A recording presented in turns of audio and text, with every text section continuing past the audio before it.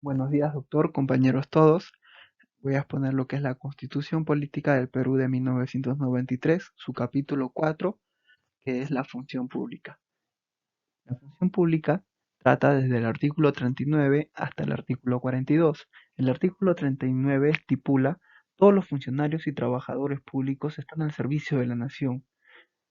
La norma establece el principio de que los funcionarios y trabajadores públicos están al servicio de la nación, es decir, de la corporación políticamente organizada de peruanos. Estos trabajadores deben servir a ese objetivo, la actividad del Estado, en orden a la atención de los intereses del país. El presidente de la República tiene la más alta jerarquía en el servicio a la nación, y en ese orden los representantes al Congreso, ministros de Estado, miembros del Tribunal Constitucional y del Consejo de la Magistratura, que hoy en día es la Junta Nacional de Justicia, los magistrados supremos, el fiscal de la Nación y el defensor del pueblo, en igual categoría, y los representantes de organismos descentralizados y alcaldes, de acuerdo a ley. En primera jerarquía tenemos al presidente, sucesivamente a los congresistas, ministros de Estado, miembros del Tribunal Constitucional, la Junta Nacional de Justicia, los magistrados supremos, el fiscal de la Nación, el defensor del pueblo, y en tercera tenemos a los alcaldes. Voy a hacer una breve distinción entre funcionario público y servidor público. El funcionario público representa al Estado. El funcionario público es la persona que presta sus servicios al Estado, previo nombramiento y bajo elección popular. Por ejemplo, el gobernador regional. Los funcionarios públicos, la ley les otorga un poder de decisión con la finalidad de concretar los fines de interés social. Estos son elegidos bajo cargo de confianza y su finalidad es procurar el bien común. El servidor público no representa al Estado. El servidor trabaja para él, pero no expresa su voluntad. El servidor se relaciona con la administración estatal mediante contratación. El empleado o servidor público es agente sin mando, que brinda al Estado sus datos técnicos o profesionales para tareas o misiones de integración y facilitación de los funcionarios públicos. Estos son elegidos bajo concurso público y su finalidad es contribuir al objetivo que es el bien común. El artículo 40 nos dice: la ley regula el ingreso a la carrera administrativa y los derechos, deberes y responsabilidades de los servidores públicos. No están comprendidos en dicha carrera los funcionarios que desempeñan cargos políticos o de confianza. Ningún funcionario o servidor público puede desempeñar más de un empleo o cargo público remunerado, con excepción de uno o más por función docente. ¿Qué quiere decir por función docente? Que un servidor o funcionario público puede ejercer a la par en un trabajo de cualquier ente del Estado y ejercer la docencia con previa acreditación. Pues yo he tomado un punto muy importante en la carrera administrativa, que es la progresión. La progresión de la carrera administrativa implica asumir funciones y responsabilidades de dificultad o complejidad mayor a las de nivel de procedencia, según el grupo ocupacional al que ejerce. Los grupos ocupacionales son categorías que permiten organizar a los servidores en razón a su formación, capacitación o experiencia reconocida. Estos son los profesionales, técnicos y auxiliares, mientras que los niveles son los escalones que se establecen dentro de cada grupo ocupacional para la progresión del servidor en la carrera administrativa. Esto quiere decir que cada servidor puede ascender en un nivel más de su cargo, mas no puede bajar.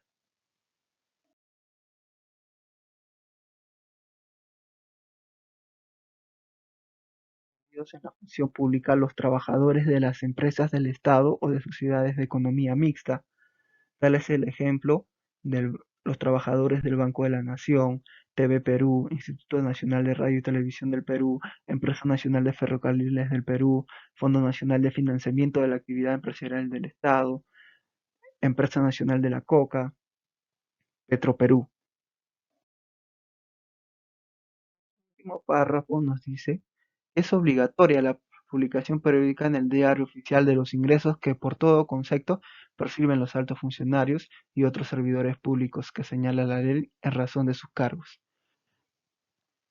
Estos funcionarios tienen la responsabilidad de hacer declaración jurada de bienes y después publicarlos en el Diario Oficial.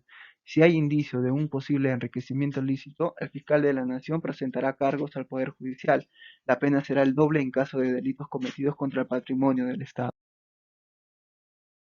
41. Los funcionarios y servidores públicos que señala la ley o que administran o manejan fondos del Estado o de organismos sostenidos por éste deben de hacer declaración jurada de bienes y rentas al tomar posesión de sus cargos, durante su ejercicio y al cesar en los mismos. La respectiva publicación se realiza en el Diario Oficial en la forma y condición que señala la ley. Por lo tanto, tienen la obligación los funcionarios de publicar en el Diario Oficial una declaración jurada de bienes y rentas al tomar posesión de sus cargos durante su ejercicio y al cesar en los mismos. La declaración jurada de bienes equivale a decir bajo juramento cuántos y cuáles bienes son de su propiedad, y la declaración de rentas consiste en decir qué ingresos tiene por todo concepto dentro de ciertos periodos de tiempo. Esto quiere decir que se podrá comparar la situación patrimonial del funcionario entre el principio y el fin del periodo de servicio, debiendo tenerse información al mismo tiempo de todos los ingresos que tuvo en el intermedio.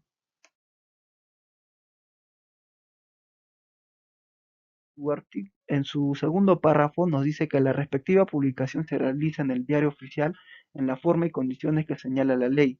Cuando se presume enriquecimiento ilícito, el fiscal de la Nación, por denuncia de terceros o de oficio, formula cargos ante el Poder Judicial. Se considera que existe indicio de enriquecimiento ilícito cuando el aumento del patrimonio o del gasto económico personal del funcionario servidor es considerado a su declaración jurada de bienes y rentas, es notoriamente superior al que normalmente haya podido tener en virtud de sus sueldos o emolumentos percibidos o de los incrementos de su capital o de sus ingresos por cualquier otra causa lícita.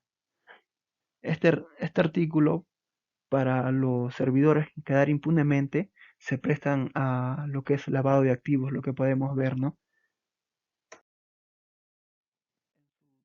El tercer párrafo nos dice que la ley establece la responsabilidad de los funcionarios y servidores públicos, así como el plazo de su inhabilitación para la función pública. La responsabilidad puede tener tres dimensiones dependiendo de cómo ocurren los hechos. Está la responsabilidad administrativa, civil y penal. La administrativa se materializa en una sanción del funcionario. Ella puede ir desde una leve llamada de atención hasta su destitución. La civil supone resarcir el daño causado normalmente a través de una indemnización. En la penal ocurre cuando la conducta de la persona ha configurado una acción delictiva que debe ser perdonada. En estos casos se puede aplicar el principio de nevis in ending, donde los funcionarios no pueden ser sancionados dos veces por por un mismo hecho delictivo. El último párrafo nos dice el plazo de prescripción se duplica en caso de delitos cometidos contra el patrimonio del Estado. Este artículo busca establecer, este último párrafo, perdón, busca establecer mayores dificultades para que el delito en cuestión no pueda quedar impune. Esto es razonable porque, normalmente, los atentados contra el patrimonio fiscal son practicados con poder de decisión e influencia, que pueden encubrir con mayor facilidad sus actividades ilícitas, como podemos ver hoy en día los grandes representantes de partidos políticos que ocupan cargos, ¿no? Eh, Tal es el ejemplo de los que están siendo procesados hoy en día, Keiko Fujimori, Susana Villarán. Voy a hablar sobre el último artículo de la función pública, que es el artículo 42. Nos dice que se reconocen los derechos de sindicación y huelga de los servidores públicos. No están comprendidos los funcionarios del Estado con poder de decisión y los que desempeñan cargos de confianza o de dirección, así como los miembros de las Fuerzas Armadas y de la Policía Nacional. Este artículo garantiza la libertad sindical y regula el derecho de huelga para que se ejerza en armonía buscando el interés social. Eh, ¿Qué es el sindicato? El sindicato es la asociación de trabajadores cuyo objetivo es la defensa de los intereses profesionales, económicos y laborales de los asociados. ¿Y qué es la huelga, no? La huelga es una forma de protesta de los trabajadores consistente en el cese del trabajo hecho de común acuerdo con el fin de conseguir mejoras laborales o sociales. Este artículo eh, se ejerce en el sector público y sector privado. Eso sería todo, compañeros. Doctor, gracias.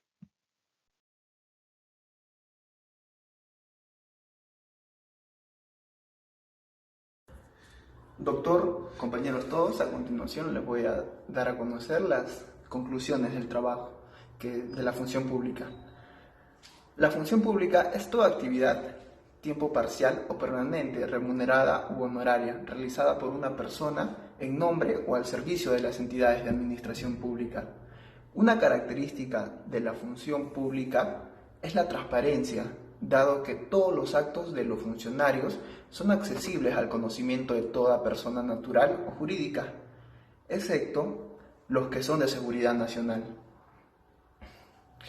Tal vemos el caso, ¿no?, de los funcionarios o servidores que cuando asumen el cargo tienen que hacer una declaración jurada de sus bienes y de sus rentas y al finalizar de la misma manera para poder contribuir con la transparencia al cargo.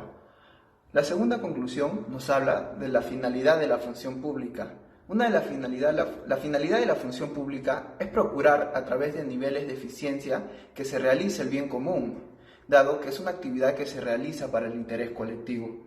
Se podría decir que es una utopía el bien común, porque conseguir esta finalidad, por lo tanto, debemos agotar todos los medios para conseguirla, ya que nuestra Constitución le brinda mecanismos facilitadores y legales a los servidores y ellos lo viabilizan a través de procedimientos administrativos, con el fin de salvaguardar la integridad del Estado y de los quienes conforman, o sea, nosotros.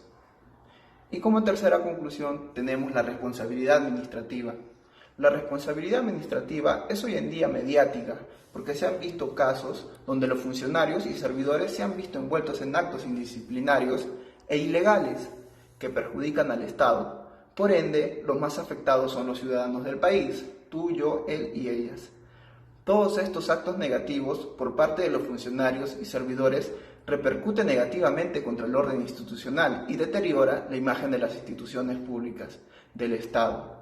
Las sanciones comprenden desde una amonestación hasta la destitución del cargo y en vía penal una inhabilitación y pena privativa de libertad. Eso sería todo, compañeros. Doctor, gracias.